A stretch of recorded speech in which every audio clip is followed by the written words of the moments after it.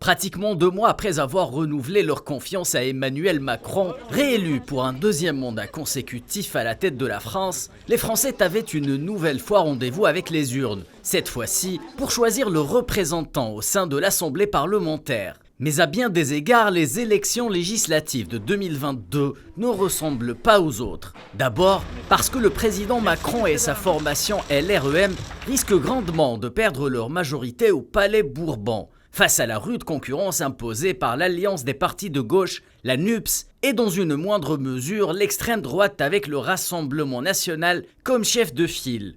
Le scénario d'une 4e cohabitation dans l'histoire de la 5e République française est donc plus que plausible, avec des conséquences oscillant entre le remaniement du gouvernement au changement de cap dans la politique intérieure et étrangère de la France. Ce scénario, promu notamment par le nouveau leader de la gauche unie sous la bannière de la NUPES, Jean-Luc Mélenchon, a fait planer son ombre sur la campagne électorale tenue sous le signe de la rupture avec l'ordre établi à l'Élysée par la voix du Parlement et de Matignon. Un remake de la ligne que prônait la gauche de Mitterrand au congrès d'Épinay de 1971, pourtant à l'aube des 30 Glorieuses.